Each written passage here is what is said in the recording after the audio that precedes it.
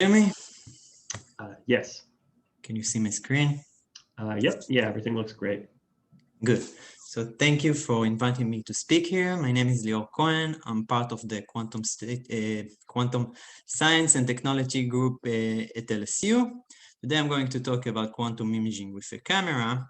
And this work is a collaboration with an experimental group at William and Mary College, and I'm going to focus on the theoretical side of this collaboration.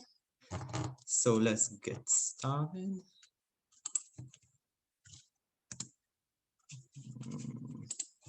What's going on? Okay.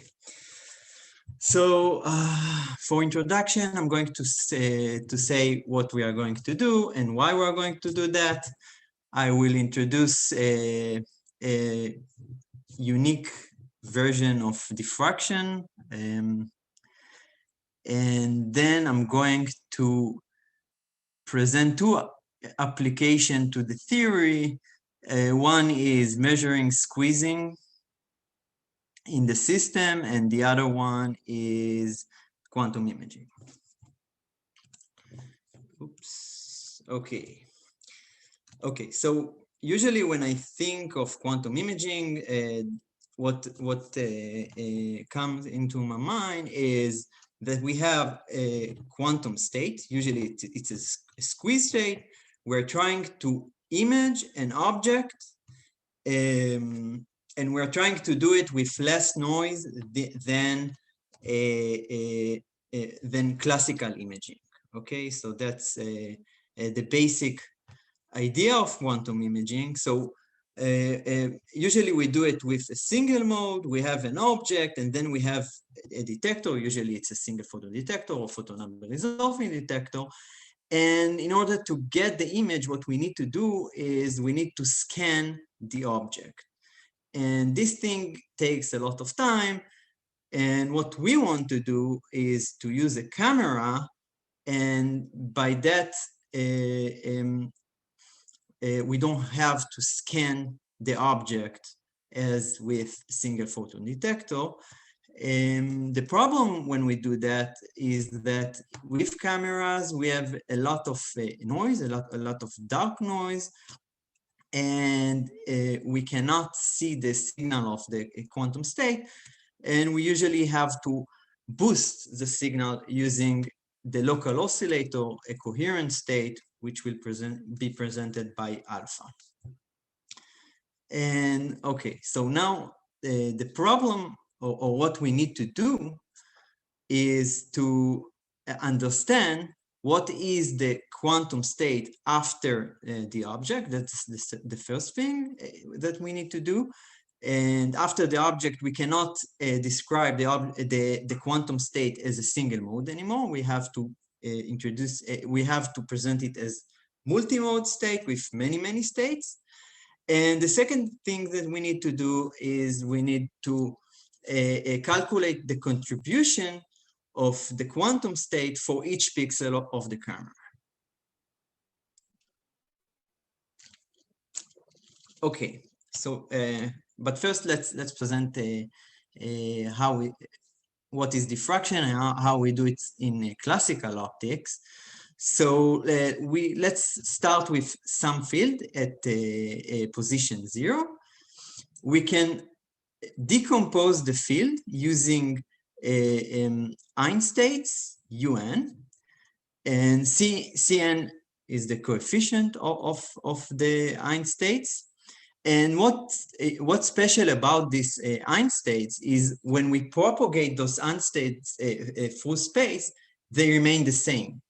So now when we propagate the total state, we can just change from z equals to 0 to z equal to something else, and that's the state, that's the field in point z.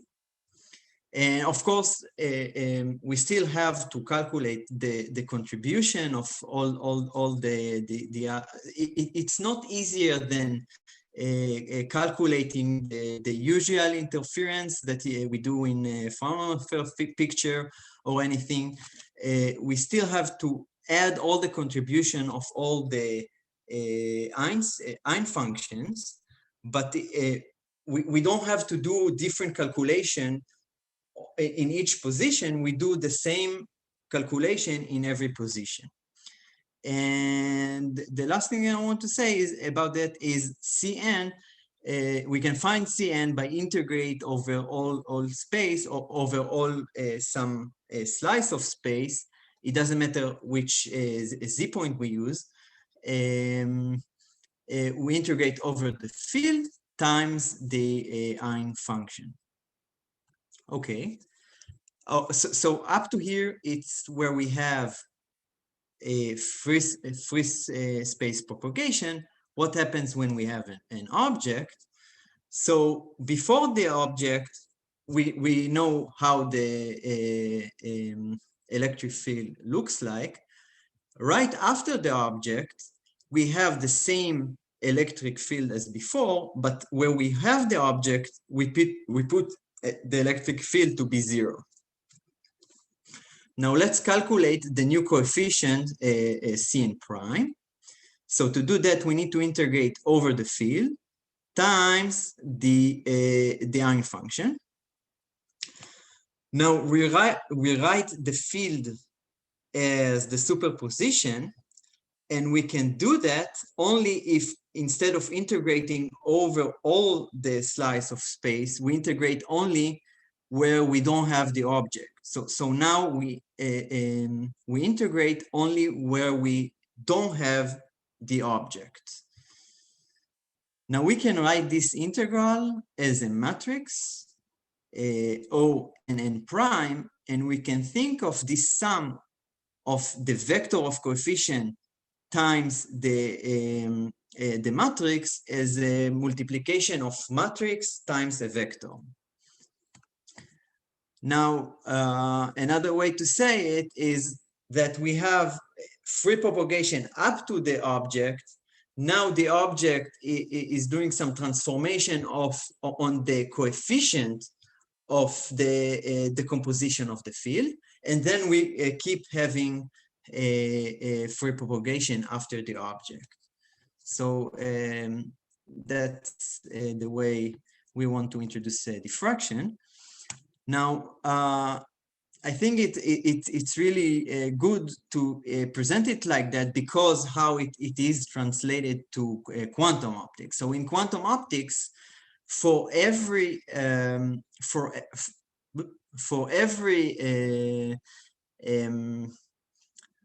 Ein function, now we have a different state with a different mode, and in every mode we can have even a different state. So every state here is another Ein function. Now, if in classical fields we had diffraction or a scattering of field from one Ein function to other Ein functions, now we are doing it photon by photon. So every state here is a sum over creation operators, and the creation operators are some Fock number state, and we take each photon and we scatter it to all other states, okay? So we can think of, because everything now is quantum mechanical, so now we can think of the object as an operator, and if the operator is operated on the state, we change the creation operators into new creation operators. Again, the same scattering that I'm talking about. But we can also think of this operator operates on other operators. So now the new operators are written by this transformation. Now we can substitute the former equation and we get this equation, and we are going to use this relation later on. It's good time to ask if there are questions.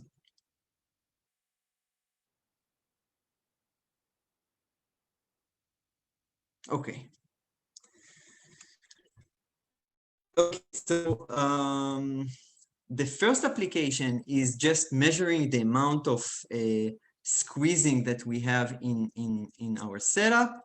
So let's say we have a squeeze state. The first thing that we are doing is to displace it by the local oscillator or the pump with phase control. We can do that by using a load reflection window.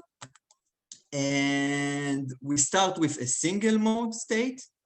Okay, so for example, here we are using our function are the Hermite Gaussian states. And we start with just the Gaussian state. And the photon statistics in this state is just the displaced squeezed vacuum state. So it's some Cn. This is the photon statistics, and this is the way we write the state in the Fock basis. Okay, so now let's start to propagate the state into the system up to the camera. So in this project, we don't have an object, but you can think of in the setup, we have mirrors, we have windows. Some of them might have some phase, and we can have diffraction due to this phase. So now, as we said, we started with the creation operator, and now we have a superposition of other creation operators, again, because of the scattering. Okay? Now we want to move to the camera framework. We want to work with the spatial space where we have the pixels, and you can already understand that it's going to be another transformation to another space. So let's say if I have a Gaussian, a single photon in a Gaussian, and now I'm shining it on the camera, so I can think of this situation as a scattering from the Gaussian mode to all other modes, to the pixel modes, and now the scattering amplitude is going to be the shape of the Gaussian. That's going to be the amplitude of scattering to each pixel. So this is the Ein function of how our Hermite Gaussian mode in general, or just Gaussian mode if we have just Gaussian state. Now, what we are going to do next, we are going to pick one pixel and put it out of the sum. So we picked one pixel x prime, y prime, put it out of the sum, and I think it's easy to see here that what we got is just loss. We have n photons in our state.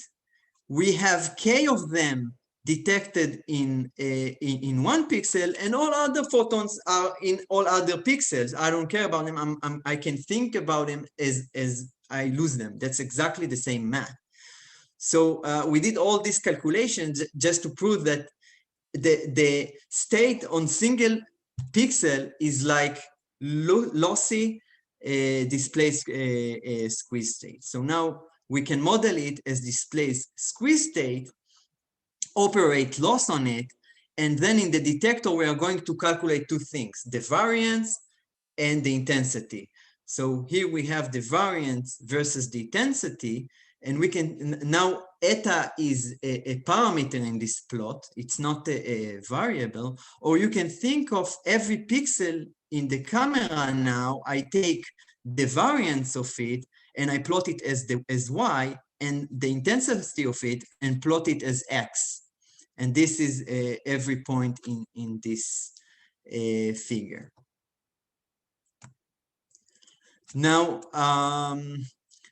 what we proved is that if we take two cases, one for anti-squeeze states where the variance is larger than the shot noise, which is the green line over here, And for squeeze state, which is where the variance is lower than the short noise, that's enough to get the amount of squeezing in the system. And what we wanted to show is how accurate is this method. So, and we don't want to fit the theoretical curves to the theory, because then we don't have any error. So the question now is how to add noise to this plot. So if you have any idea how to do it simply, I would be happy to hear. The way we thought to do it is to calculate the photon statistics of each pixel, and then calculate the and then from the photon statistics to take random numbers based on these photon statistics, and then calculate the variance and the intensity based on this set of random numbers. So let me present very fast how we did it. So first we need to calculate the statistics. So again, we have the squeeze state and anti-squeeze state. The squeeze state is really squeezed in intensity. So most of the probability is dense. The anti-squeeze state is exactly the other way. It seems simple, but it's really not. If you just go to MATLAB or Mathematica and try to plot this equation, you get or infinity or minus infinity, nothing between 0 and 1, and you have to do it cleverly. That's the first step. The second step is to integrate over the statistic. Next, we choose a random number between 0 and 1 uniformly, and the cross between this line and the statistic gives us the random number that we are looking for. Next, and we can prove this method is working, but we can also just check it. So we can repeat it many times, 10,000 times and a million times, and we can see that, yeah, that's what we get. The random numbers are fit to the statistics that we chose. The last thing that we need to do, so we got the random number, but this number is for the entire camera, the entire frame. We need now to divide it to the different pixels, and we do it by randomly choose with binomial distribution. So we do it for every pixel, we repeat it 10,000 times. For every pixel, we calculate the variance and the intensity. And now every point, blue point here, is a different pixel. And again, this is the anti-squeeze state and the squeeze state. And the black line is the fit, and the red dashed line is the theory. And we got a very good fit to the theory. We do have some systematic errors. So the deviation here is systematic, and we didn't solve that. And we move to next project.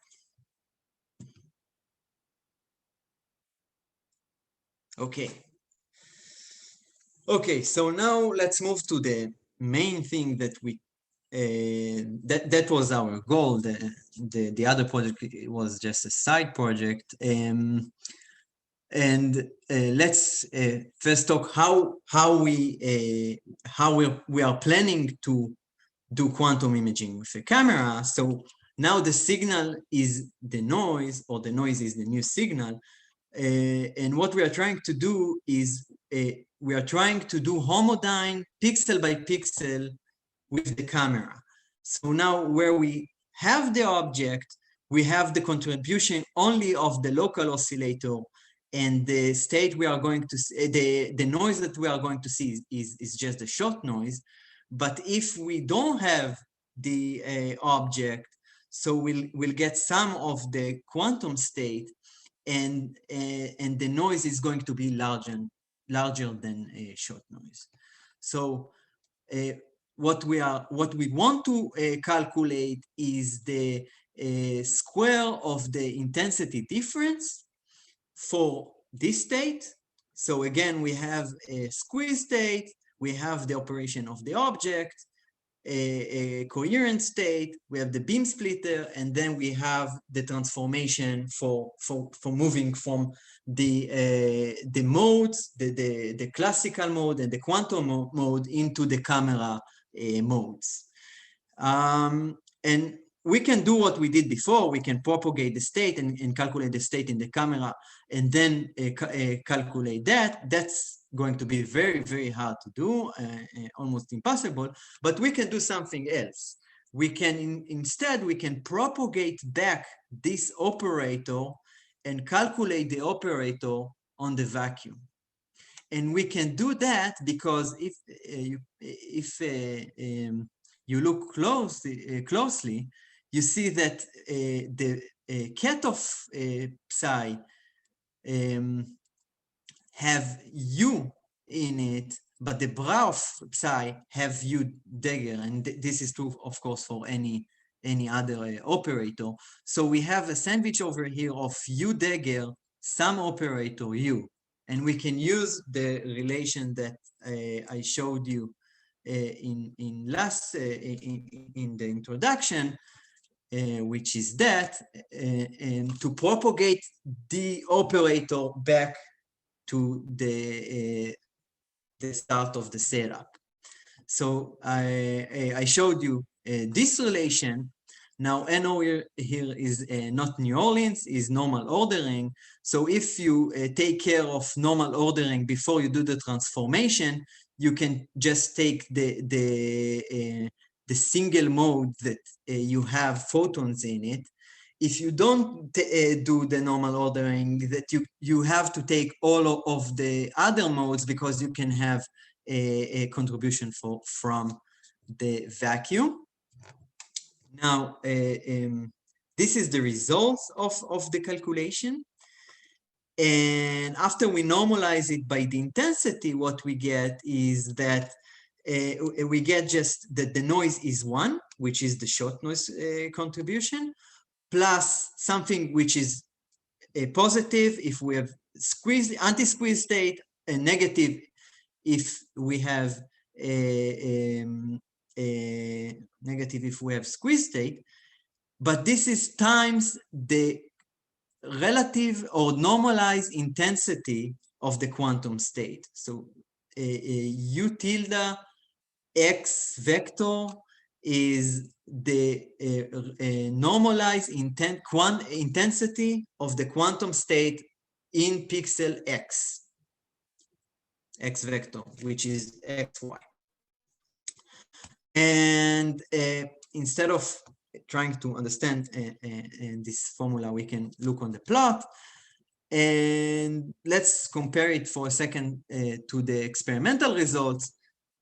So here we can see the image, which is just a box over here, but in the experimental results, we don't see the image. And the reason for that is that if we do it just like that, straightforward, the signal that we get is very low, just 1.101, which is almost 0 dB squeezing. It is not reachable experimentally. And the way to understand it is because we have very low amount of quantum light in every pixel. So what we want to do is we want to take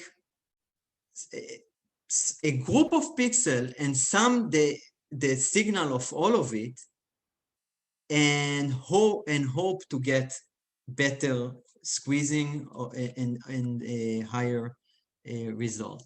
So what we are going to do for every pixel X, we are going to draw a circle, and we are going to sum the signal from all the pixels around it. And for this procedure, we call binning. And the way we want to do it, we want to sum and then take the square.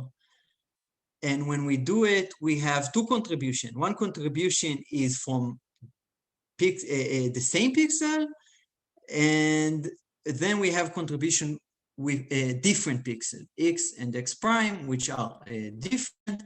We already calculate that, and this is a bit easier to calculate because everything commutes, because we have different pixels now. Okay, so now we do math again, and this is the contribution from the same pixel, and this is the contribution from different pixels. And what I want you to pay attention is that what we have now is incoherent sum of the two fields. So again, U is the contribution of each pixel from the pump, and U tilde is the contribution from the quantum state. And we don't have to have phase relations between those two fields. So if we do it without phase relations, what we are going to get is something very close to zero. And indeed, if we do it without phase relations, and we get the non-phase relations by putting the camera at the far field, so now the object contributes a lot of phase to the image. So you can see that we just don't get higher numbers. We just stay at 1.01. But we can take a special case where we do have phase, a matching phase.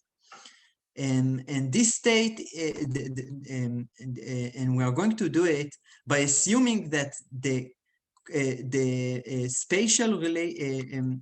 spatial structure of the quantum state is the same as the spatial structure of the classical state, but where we have the object, we just put zero there.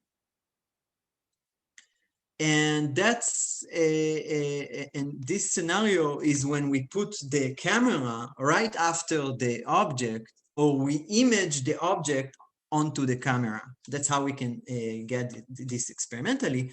And when we do that, we're matching the phase, and we get that all the contributions are summing constructively. So we can plot the result, and you see that we got from 1.1 without binning to 1.6 with binning.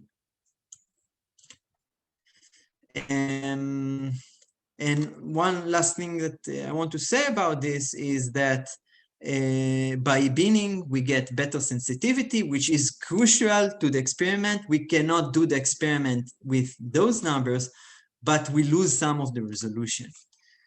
Now, let me skip the conclusions and just show you our collaborators from William and Mary and our group. So Partik is doing most of the theory.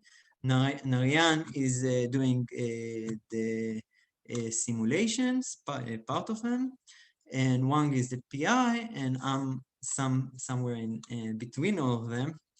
And just one, I'll skip the summary, but one thing about the conclusions, or one thing that we want to do next.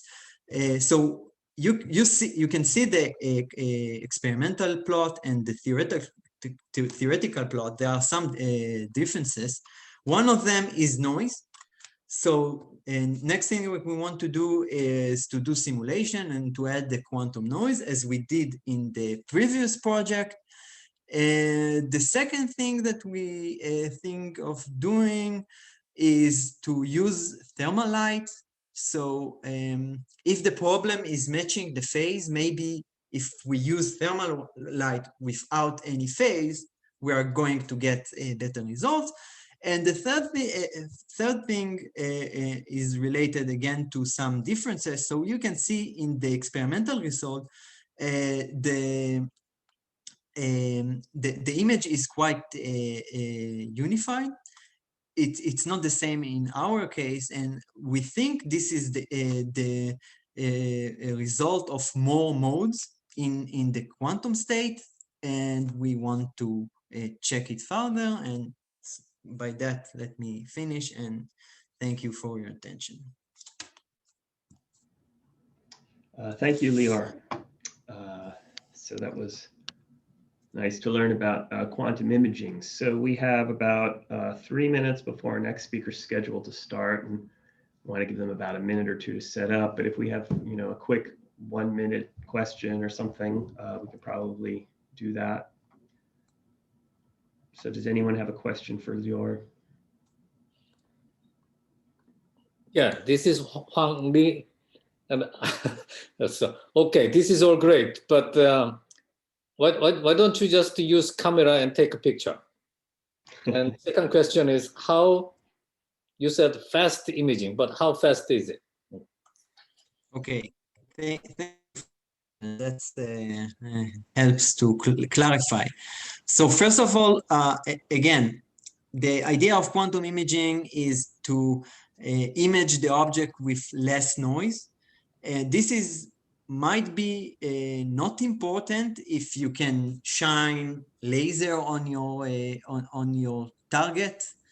So if you do want to shine laser on your target and there is no constraint of the amount of intensity that this target can hold, do that. That's the best. We think of cases where this is not the case. You can think of a biological content or very fragile structure of metal or things like that. So you don't want to shine a lot of light, and you want to get the most from each photon. Now, from what I know about setups, what I did in my PhD, other friends did in their PhD, we collect data for hours, sometimes for days. And I don't think you want to do that unless you have no other choice. But with this setup, we can do it within a few minutes. So it's a big improvement. Few orders of magnitude improvement in time.